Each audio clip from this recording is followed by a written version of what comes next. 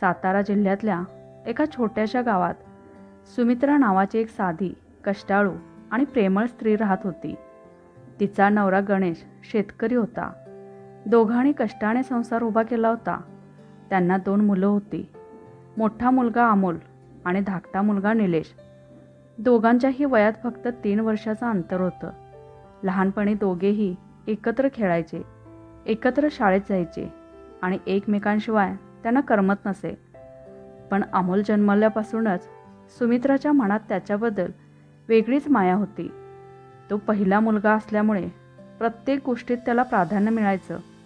नवीन कपडे आधी अमोलसाठी, चांगलं जेवण आधी अमोलसाठी, एखादी वस्तू घ्यायची झाली तर आधी अमोलचं मत.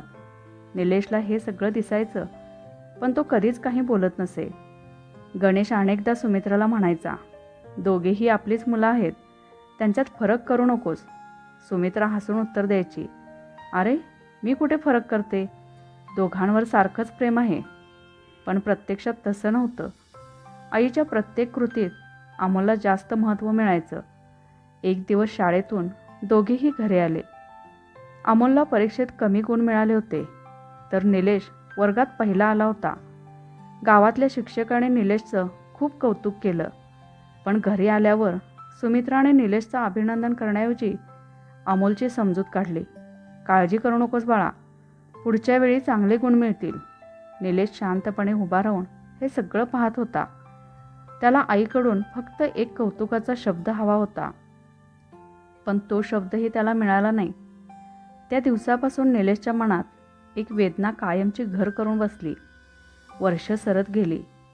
अमोल अभ्यासात फारसा पुढे गेला नाही, पण निलेशने मेहनत करून अभियांत्रिकीचं शिक्षण पूर्ण केलं. शहरात त्याला चांगली नोकरी मिळाली. पहिल्या पगारातून त्याने आईसाठी सुंदर साडी आणि बाबांसाठी घड्याळ आणलं. सुमित्राने साडी घेतली खरी, पण तिच्या चेहऱ्यावर तो आनंद दिसला नाही, कारण त्या दिवशी अमोल व्यवसायासाठी पैसे मागत होता. निलेश, तुझ्याकडे काही बचत असेल तर तुझ्या भावाला दे, त्याचा व्यवसाय उभा राहिला तर घरालाच फायदा होईल. निलेशने क्षणाचाही विचार न करता आपल्या अनेक महिन्यांच्या बचतीचे पैसे अमोलला दिले. अमोलने व्यवसाय सुरू केला, पण मेहनत करण्यापेक्षा त्याला ऐशोआरामची सवय जास्त होती. काही महिन्यातच व्यवसाय तोट्यात गेला. पैसे संपले. तरीही सुमित्रा म्हणाली, काही हरकत नाही, पुन्हा प्रयत्न कर.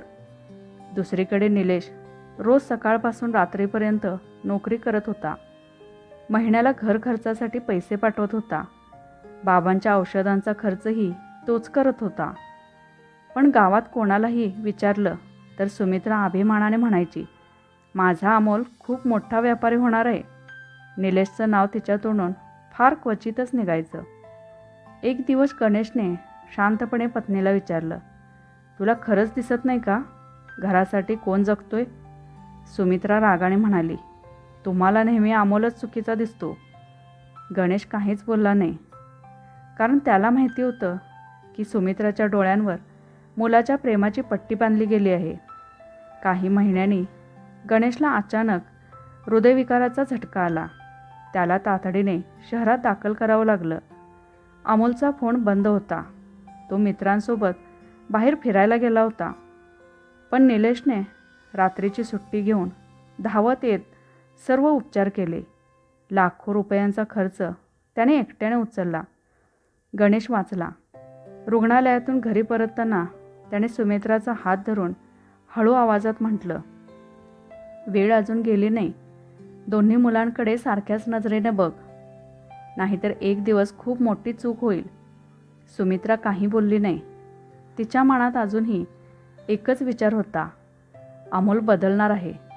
पण तिला माहीत नव्हतं की ती ज्या मुलासाठी प्रत्येक वेळी दुसऱ्या मुलाचं मन दुखावत होती, तोच मुलगा तिच्या आयुष्याला असा घाव देणार होता ज्याची भरपाई कधीच होणार नव्हती. गणेशच्या आजारानंतर काही दिवस घरात शांतता होती. निलेश पुन्हा शहरात आपल्या नोकरीवर परतला. पण रोज सकाळ संध्याकाळ आईवडिलांना फोन करून त्यांची विचारपूस करायचा. औषधं वेळेवर घेतायत ना, डॉक्टरांनी सांगितलेला आहार पाळतायत ना, घरात काही अडचण तर नाही ना, याची तो काळजी घ्यायचा. दुसरीकडे अमोल काही दिवस वडिलांसमोर चांगला वागला, पण हळूहळू त्याचा जुना स्वभाव पुन्हा दिसू लागला. व्यवसायाच्या नावाखाली तो पुन्हा पैसे उधळू लागला. गावात अनेक लोक त्याच्याबद्दल कुजबूज करू लागले. कोणी म्हणायचं, हा मुलगा सुधारायचा नाही, पण सुमित्राला ते ऐकवत नव्हतं. ती प्रत्येक वेळी त्याची बाजू घ्यायची. लोकांना दुसऱ्याचं चांगलं बघवत नाही असं म्हणून ती विषय संपवायची. गणेश मात्र शांतपणे सगळं पाहत होता. त्याला भविष्याची भीती वाटत होती. एक दिवस रात्री तो सुमित्राला म्हणाला, आज तू अमोलची प्रत्येक चूक झाकून टाकतेस. उद्या तो अशी चूक करेल जी तो आयुष्यभर विसरू शकणार नाहीस. सुमित्रा हसली आणि म्हणाली, माझा मुलगा तसा नाही. गणेशने दीर्घ श्वास घेतला. त्याला माहिती होतं की आता काळच तिला सत्य दाखवणार होता. काही दिवसांनी अमोलने आईजवळ नवीन मागणी केली. आई, मला शहरात मोठं दुकान घ्यायचं आहे. ही संधी पुन्हा मिळणार नाही. थोडे पैसे कमी पडत आहेत. सुमित्राने विचारलं, किती लागतील? 15 लाख. हे ऐकून ती हादरली. एवढे पैसे घरात नव्हते, पण अमोलने तिच्या मनात स्वप्न रंगवलं. एकदा दुकान सुरू झालं की महिन्याला लाखो रुपये मिळतील. तुम्हाला कधी कष्ट करावे लागणार नाहीत. त्या गोड बोलण्यावर सुमित्राचा पुन्हा विश्वास बसला. तिने निलेशला फोन केला. बाळा, तुझ्या भावाला मदत कर. शेवटची वेळ आहे. निलेश काही क्षण शांत राहिला. त्याने हळू आवाजात विचारलं, आई, मागच्या वेळचे पैसे परत आले का? सुमित्रा लगेच म्हणाली, व्यवसायात असं होत असतं. तू एवढा हिशेब करू नकोस. निलेशला आईचा स्वर समजला. त्याने पुन्हा काहीच न बोलता बँकेतून कर्ज काढलं आणि पैसे पाठवले. त्याच्या पत्नीने वैष्णवीने विचारलं, आपण आपल्या भविष्याचा विचार कधी करणार? प्रत्येक वेळी तुम्हीच का? निलेश हसून म्हणाला, आई आनंदी राहिली तर मला तेवढंच पुरेसे आहे. वैष्णवीच्या डोळ्यात पाणी आलं. तिला माहिती होतं की तिचा नवरा मनाने खूप मोठा आहे, पण त्याचाच गैरफायदा घेतला जात आहे. अमोलने पैसे घेतले. काही दिवस दुकानाचं काम सुरू असल्याचं सांगितलं. नंतर तो शहरातच राहू लागला. घरी फोन कमी झाले. आई फोन करायची तर तो म्हणायचा, मी मीटिंगमध्ये आहे, ग्राहक आलेत, नंतर बोलतो. पण सुमित्राला त्यातही काही चुकीचं वाटत नव्हतं. उलट ती गावात सगळ्यांना सांगत होती, माझा मुलगा आता मोठा व्यापारी झाला आहे. त्याला वेळच नसतो. निलेश मात्र महिन्याच्या शेवटी पैसे पाठवतच होता. एके दिवशी गणेश अंगणात बसला होता. त्याच्या हातात औषधांची पिशवी होती. तो हळूच म्हणाला, सुमित्रा, ही औषधं निलेशने आणली. डॉक्टरांची फीही त्याने भरली. अमोलला माहिती नाही की मी आजारी आहे. सुमित्रा काही क्षण शांत राहिली, पण लगेच म्हणाली, अमोल कामात व्यस्त असेल. गणेशच्या चेहऱ्यावर निराशा स्पष्ट दिसत होती. त्याने मनातच देवाला प्रार्थना केली, देवा, हिला लवकर सत्य दाखव. पण नीतीने तर याहून मोठा धक्का सुमित्रासाठी राखून ठेवला होता. काही दिवसांनी गावात एक अनोळखी माणूस घरासमोर आला. त्याने हातात काही कागद धरले होते आणि मोठ्या आवाजात विचारलं, अमोल गणेशराव पाटील यांचं हेच घर आहे का? सुमित्रा आनंदाने म्हणाली, हो, मी त्याची आई. त्या माणसाने तिच्याकडे पाहिलं आणि पुढच्या क्षणी जे शब्द त्याच्या तोंडून बाहेर पडले ते ऐकून सुमित्राच्या पायाखालची जमीनच सरकली. तो अनोळखी माणूस शांतपणे म्हणाला, मी बँकेतून आलो आहे. अमोलने मोठं कर्ज घेतलं आहे. अनेक महिन्यांपासून एकही हप्ता भरलेला नाही. त्यामुळे आम्हाला नोटीस द्यावी लागते. सुमित्राच्या हातातील पाण्याचा ग्लास खाली पडला. ती घाबरून म्हणाली, कर्ज? पण त्याचा व्यवसाय तर खूप छान चालतोय. तो माणूस कडवट हसला, मॅडम, व्यवसाय सुरू होण्याआधीच बंद झाला. त्यानंतरही त्याने अनेक ठिकाणांहून पैसे घेतले. आता सर्वच जण पैसे मागत आहेत. हे ऐकताच गणेश खुर्चीत बसला. त्याला जे वाटत होतं तेच खरं ठरत होतं. सुमित्रा अजूनही विश्वास ठेवायला तयार नव्हती. तिने लगेच अमोलला फोन लावला. अनेक वेळा फोन वाजला, पण त्याने उचलला नाही. काही वेळाने त्याचा संदेश आला, मी बाहेर आहे, नंतर बोलतो. सुमित्राचं मन अस्वस्थ झालं. दुसऱ्या दिवशी ती आणि गणेश शहरात अमोलच्या दुकानाचा पत्ता शोधत पोचले, पण तिथे दुकानच नव्हतं. शटरवर दुसऱ्याच माणसाचं नाव होतं. शेजारच्या दुकानदाराने त्यांना ओळखलं आणि म्हणाला, तुम्ही अमोलचे आई वडील ना? तो तर 2 महिन्यांपूर्वीच हे दुकान सोडून गेला. खूप लोक त्याच्याकडे पैसे मागायला यायचे. हे ऐकून सुमित्राच्या डोळ्यांसमोर अंधार आला. तिला पहिल्यांदाच जाणवलं की तिचा मुलगा तिच्यापासून सत्य लपवत होता. दोघेही दिवसभर अमोलचा शोध घेत राहिले. संध्याकाळी तो एका महागड्या हॉटेलबाहेर मित्रांसोबत हसत उभा दिसला. आईवडिलांना पाहताच त्याच्या चेहऱ्यावरील हास्य गायब झालं. सुमित्रा धावत त्याच्याजवळ गेली. अमोल, हे सगळं काय ऐकतेय मी? अमोल चिडून म्हणाला, इथे तमाशा करू नका. गणेशचा राग अनावर झाला. तमाशा आम्ही करतोय की तू? घरातून घेतलेले पैसे कुठे गेले? अमोलने थंड आवाजात उत्तर दिलं, व्यवसायात नुकसान झालं. मग आम्हाला खोटं का बोलत होतास?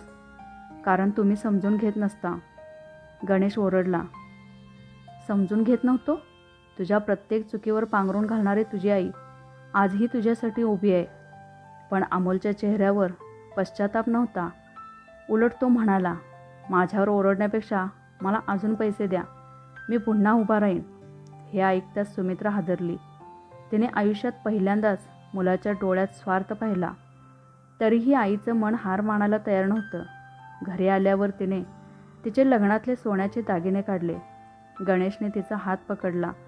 हे काय करतेस? ती म्हणाली, हा शेवटचा प्रयत्न. गणेशच्या डोळ्यात अश्रू आले. तू त्याला प्रेम नाही तर त्याचा नाश करतेस. पण सुमित्राने कोणाचंही ऐकलं नाही. तिने दागिने विकले आणि पैसे अमोलला दिले. निलेशला याची माहिती मिळाली. तो ताबडतोब गावाकडे आला. त्याने आईला विचारलं, आई, अजून किती वेळा त्याच्यावर विश्वास ठेवणार? सुमित्रा रागाने म्हणाली, तो तुझा मोठा भाऊ आहे. निलेश शांतपणे म्हणाला, मोठा भाऊ आहे म्हणून मी प्रत्येक वेळी मदत केली, पण त्याने कधी घराचा विचार केला नाही. सुमित्रा काही बोलली नाही. तिच्याकडे उत्तर नव्हतं. काही दिवस सर्व काही शांत होतं. पण ही शांतता वादळापूर्वीची होती. एका पहाटे गावात 2 गाड्या घरासमोर येऊन थांबल्या. त्यातून काही अधिकारी उतरले. त्याने घराभोवती पाहिलं आणि मुख्य दरवाजावर एक मोठी नोटीस चिकटवली. ती नोटीस पाहताच सुमित्राच्या हातापायांना थरकाप सुटला. कारण त्या नोटिशीत लिहिलं होतं की हे घर आता जप्त करण्याची प्रक्रिया सुरू झाली आहे. आणि त्यामागचं कारण ऐकल्यावर सुमित्राच्या आयुष्यातील सर्वात मोठा धक्का अजून बाकी होता. सुमित्रा थरथरत्या हाताने नोटीस वाचू लागली. तिच्या डोळ्यांसमोर अक्षरं धूसर होत होती. अधिकाऱ्याने शांतपणे सांगितलं, या घरावर बँकेचा ताबा घेण्याची प्रक्रिया सुरू झाली आहे. कर्जाची रक्कम भरली नाही तर हे घर लिलावात जाईल. सुमित्रा घाबरून म्हणाली, पण आम्ही या घरावर कोणतंच कर्ज घेतलेलं नाही. अधिकारी म्हणाला, कर्ज तुम्ही घेतलेलं नाही, पण तुमचा मुलगा अमोलने घेतला आहे. त्याने कर्जासाठी या घराची कागदपत्र घाण ठेवली आहेत. हे ऐकताच सुमित्राच्या अंगातून जणू प्राणच निघून गेले. ती जागेवरच बसली. गणेशच्या चेहऱ्यावर प्रचंड वेदना होत्या. तो हळू आवाजात म्हणाला, मी तुला किती वेळा सांगितलं होतं, पण तू माझं कधीच ऐकलं नाहीस. सुमित्राच्या डोळ्यातून अश्रूंचा पूर वाहू लागला. तिने अधिकाऱ्याला विचारलं, पण घराची कागदपत्र तर माझ्याकडे होती. अधिकारी म्हणाला, कागदपत्रांच्या प्रती, तुमच्या सहीचे काही कागद आणि इतर आवश्यक प्रक्रिया पूर्ण झालेली आहे. सगळी नोंद आमच्याकडे आहे. सुमित्रा हादरली. तिच्या लक्षात आलं की काही महिन्यांपूर्वी अमोलने व्यवसायासाठी काही सरकारी कागद आहेत असं सांगून तिच्याकडून अनेक कागदांवर सह्या करून घेतल्या होत्या. तिने एकदाही न वाचता सह्या केल्या होत्या. आज त्या विश्वासाची किंमत तिचं घर मोजत होतं. त्याच क्षणी निलेशही गावात पोहोचला. घरासमोरची नोटीस पाहून तो काही क्षण निशब्द उभा राहिला. त्याने आईला आधार दिला आणि अधिकाऱ्यांशी बोलला. त्यांनी सर्व कागद दाखवले. प्रत्येक कागदावर सुमित्राची सही होती. निलेशने आईकडे पाहिलं. सुमित्रा रडत म्हणाली, बाळा, मला काहीच माहिती नव्हतं. मी माझ्या मुलावर विश्वास ठेवला. निलेशच्या डोळ्यात पाणी आलं, पण त्याने आईला दोष दिला नाही. तो फक्त म्हणाला, आई, विश्वास ठेवणं चुकीचं नाही, पण डोळे बंद करून विश्वास ठेवणं खूप महागात पडतं. त्या रात्री घरात कोणीही जेवलं नाही. गणेश पूर्ण रात्र शांत बसून होता. पहाटे त्याला पुन्हा छातीत दुखायला लागलं. निलेश त्याला तातडीने रुग्णालयात घेऊन गेला. डॉक्टरांनी उपचार सुरू केले, पण सततचा मानसिक ताण त्याच्या शरीराने सहन केला नव्हता. डॉक्टर बाहेर आले आणि म्हणाले, आम्ही प्रयत्न करत आहोत, पण परिस्थिती गंभीर आहे. सुमित्रा रुग्णालयाच्या कॉरिडॉरमध्ये बसून रडत होती. ती सारखी एकच वाक्य म्हणत होती, माझ्यामुळे हे सगळं झालं. काही तासांनी डॉक्टर पुन्हा बाहेर आले. त्यांच्या चेहऱ्यावरचे शांत भाव सगळं सांगून गेले. गणेश या जगात राहिला नव्हता. सुमित्राने एकच हंबरडा फोडला. निलेशने आईला सावरलं, पण त्याच्याही डोळ्यातून अश्रू थांबत नव्हते. वडिलांच्या अंत्यसंस्कारालाही अमोल वेळेवर आला नाही. तो दुसऱ्या दिवशी आला. चेहऱ्यावर दुःखापेक्षा अस्वस्थता जास्त दिसत होती. गावातील लोक त्याच्याकडे रागाने पाहत होते, पण त्याला त्याचं काहीच वाटत नव्हतं. अंत्यसंस्कार संपल्यावर तो आईजवळ आला आणि म्हणाला, आई, घर वाचवायचं असेल तर अजून काही पैसे लागतील. हे शब्द ऐकताच सुमित्रा काही क्षण त्याच्याकडे पाहत राहिली. ज्या मुलासाठी तिने आयुष्यभर दुसऱ्या मुलावर अन्याय केला, तो मुलगा वडिलांच्या चितेची राख थंड होण्याआधीही पैशांचीच भाषा बोलत होता. त्या क्षणी सुमित्राच्या मनात काहीतरी कायमचं तुटलं. पण नीतीने तिच्यासाठी अजून एक सत्य लपवून ठेवलं होतं, आणि ते सत्य समोर आल्यानंतर सुमित्राला कळणार होतं की अमोलने फक्त घरच नाही तर आईच्या विश्वासाचाही सौदा केला होता. गणेशच्या निधनानंतर घर पूर्णपणे ओस पडल्यासारखं झालं होतं. सुमित्रा दिवसभर एकटक अंगणात बसून राहायची. ज्या अंगणात कधी दोन्ही मुलांच्या खेळण्याचा आवाज घुमायचा, तिथे आता फक्त शांतता होती. गणेशचे शब्द तिच्या कानात सतत घुमत होते, एका मुलावर जास्त प्रेम करू नकोस. पण आता खूप उशीर झाला होता. निलेश रोज आईजवळ बसायचा, तिची काळजी घ्यायचा, औषधं द्यायचा, जेवायला लावायचा. सुमित्रा प्रत्येक वेळी त्याच्याकडे पाहून रडायची. ती म्हणायची, बाळा, मी तुझ्यावर खूप अन्याय केला. निलेश तिचे अश्रू पुसत म्हणायचा, आई, आता त्या गोष्टींचा विचार करू नकोस. पण सुमित्रा स्वतःलाच माफ करू शकत नव्हती. दुसरीकडे अमोलचा फोन पुन्हा बंद होऊ लागला. तो घरी येणंही कमी झालं. एक दिवस दुपारी 2 माणसं घरात आली. त्यांनी स्वतःची ओळख सावकार म्हणून करून दिली. त्यांच्याकडे अमोलने घेतलेल्या पैशांचे पुरावे होते. ते म्हणाले, तुमच्या मुलाने आमच्याकडूनही मोठी रक्कम घेतली आहे. अनेक महिने तो गायब आहे. आता पैसे द्या, नाहीतर आम्ही कायदेशीर कारवाई करू. सुमित्राच्या डोळ्यात पुन्हा भीती दाटली. निलेशने शांतपणे सर्व कागद पाहिले. त्याच्या लक्षात आलं की अमोलने फक्त बँकेकडूनच नाही तर अनेक लोकांकडून कर्ज घेतलं होतं. तो प्रत्येक ठिकाणी एकच गोष्ट सांगायचा, माझ्या नावावर मोठी शेती आणि घर आहे. पण प्रत्यक्षात त्याच्याकडे काहीच नव्हतं. त्या रात्री निलेश अमोलचा शोध घेण्यासाठी शहरात गेला. अनेक ठिकाणी चौकशी केल्यानंतर शेवटी त्याला अमोल एका आलिशान फ्लॅटमध्ये सापडला. पण तो फ्लॅट त्याचा नव्हता. तो एका मित्राकडे राहत होता.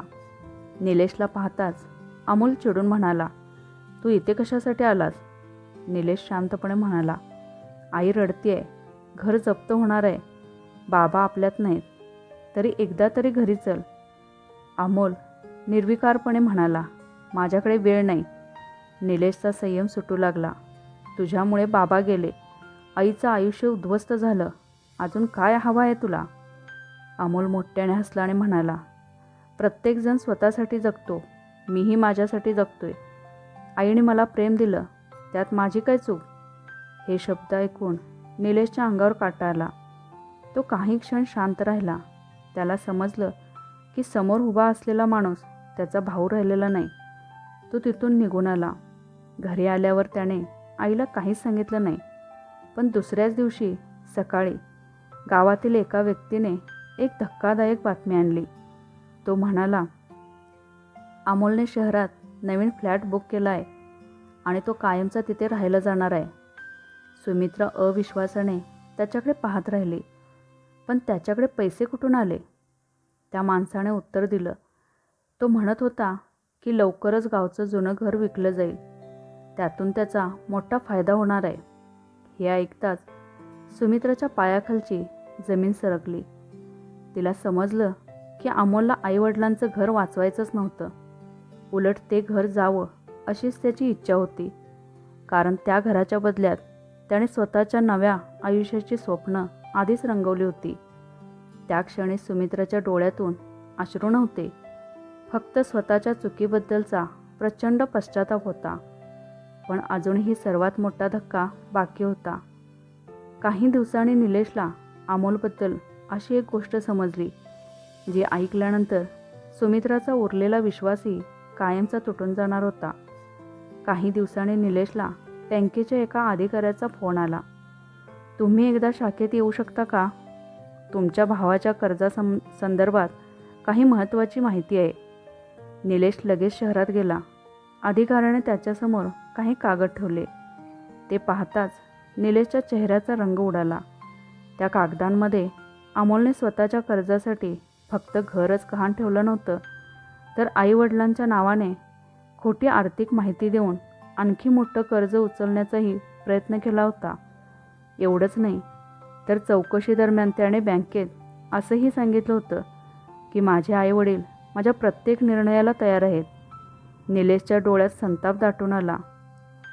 पण पुढचं वाक्य ऐकून तो काही क्षण निशब्द झाला.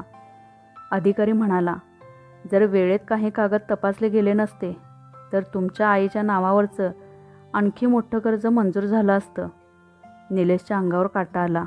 त्याला समजलं की अमोलला आता आईच्या प्रेमाचाही उपयोग फक्त स्वतःच्या स्वार्थासाठी करायचा होता. घरी परतल्यावर त्याने सुमित्राला सगळं सत्य सांगितलं. प्रत्येक शब्द ऐकताना सुमित्राच्या डोळ्यातून अश्रू वाहत होते. ती रडत म्हणाली, मी त्याला प्रेम दिलं, संस्कार द्यायचे विसरले, त्याची प्रत्येक चूक माफ केली, म्हणूनच तो आज इतका निष्ठुर झाला. त्या दिवशी प्रथमच तिने निलेशचा हात हातात घेतला आणि म्हणाली, बाळा, मला माफ कर.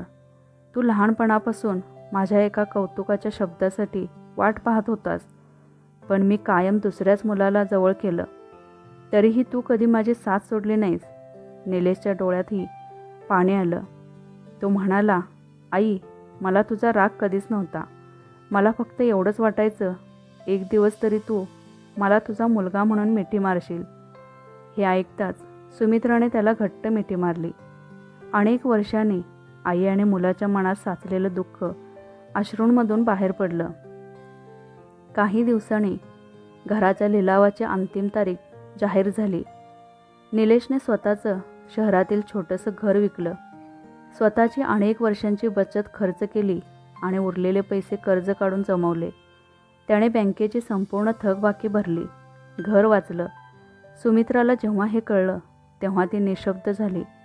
ज्या मुलाकडे तिने आयुष्यभर दुर्लक्ष केलं, त्यानेच वडिलांचं घर, आईचा सन्मान आणि कुटुंबाची शेवटची ओळख वाचवली होती. त्या संध्याकाळी अमोल अचानक घरी आला. त्याला वाटलं होतं की घराचा लिलाव झाला असेल, पण घर तसंच पाहून तो चकित झाला. त्याने विचारलं, हे कसं काय?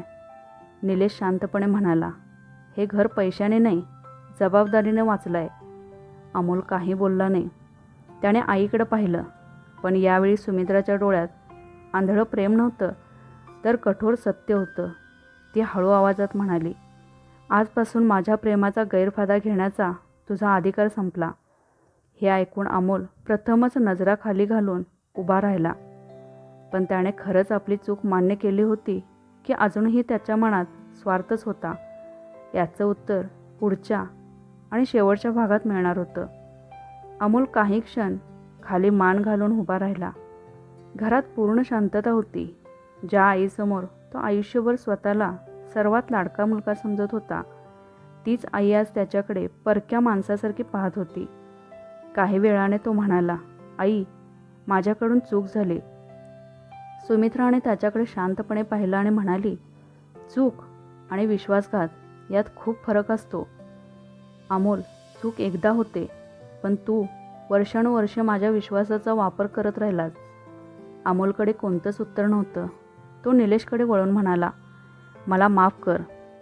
निलेश शांत स्वरात म्हणाला, माफी शब्दाने नाही, कृतीने मिळते. अमोलने आईजवळ येऊन तिचा हात धरायचा प्रयत्न केला, पण सुमित्राने अलगद हात मागे घेतला.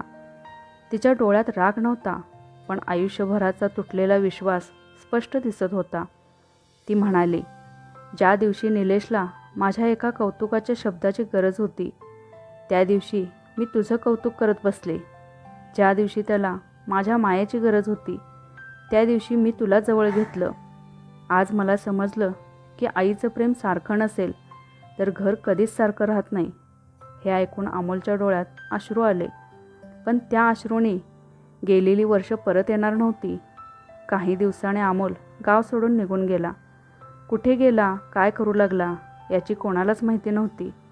त्याने पुन्हा कधी आईकडे पैशांची मागणी केली नाही, पण आईच्या आयुष्यातलं त्याचं स्थानही पूर्वीसारखं राहिलं नाही. सुमित्राने उरलेलं आयुष्य निलेश आणि त्याची पत्नी वैष्णवीसोबत घालवायला सुरुवात केली. वैष्णवीने तिला कधी सासू म्हणून नाही तर आई म्हणून जपलं. प्रत्येक सण एकत्र साजरा होऊ लागला. घरात पुन्हा हसू परतलं. पण गणेशची जागा आणि गेलेली वर्ष कधीच भरून निघाली नाहीत. एक दिवस संध्याकाळी सुमित्रा अंगणात बसली होती. निलेश तिच्या शेजारी आला. ती त्याच्याकडे पाहून हसली आणि म्हणाली, बाळा, आयुष्यभर मी ज्याच्यावर जास्त प्रेम केलं त्याने मला सर्वात मोठं दुःख दिलं, आणि ज्याच्याकडे मी दुर्लक्ष केलं त्याने मला जगण्याचं कारण दिलं. देवाने मला दुसरी संधी दिली नसती तर मी माझी चूक कधीच मान्य करू शकले नसते. निलेशने तिचा हात हातात घेतला आणि म्हणाला, आई, उशिरा का होईना, पण तू मला तुझ्या मनात जागा दिलीस, एवढंच माझ्यासाठी पुरेसं आहे. त्या क्षणी सुमित्राच्या चेहऱ्यावर अनेक वर्षांनी समाधान दिसत होतं. तिला शेवटी समजलं होतं की खऱ्या प्रेमात पश्चाताप नसतो, तर समान माया, समान विश्वास आणि समान न्याय असतो. आईने एका मुलाला जास्त प्रेम दिलं होतं, पण शेवटी तिला कळलं की प्रेम आंधळं असलं तर ते मुलाचं आयुष्यही बिघडवतं आणि आईचंही. म्हणून प्रत्येक आईवडिलांनी आपल्या सर्व मुलांवर सारखंच प्रेम करावं, त्यांच्यावर समान विश्वास ठेवावा आणि चूक कोणाचीही असो तिला चूकच म्हणावं. तेव्हाच घरात नाती टिकतात आणि कुटुंब खऱ्या अर्थाने एकत्र राहतं. तर मित्रांनो, ही कथा तुम्हाला कशी वाटली ते आम्हाला कमेंट करून नक्की सांगा. या कथेतून तुम्हाला काय शिकायला मिळालं हेही लिहा. अशाच हृदयस्पर्शी, कौटुंबिक आणि आयुष्याला दिशा देणाऱ्या मराठी कथा पाहण्यासाठी आमच्या चॅनेलला सबस्क्राईब करा, व्हिडिओला लाईक करा आणि शेअर करायला विसरू नका. पुन्हा भेटू एका नवीन आणि मनाला स्पर्श करणाऱ्या कथेसह. धन्यवाद.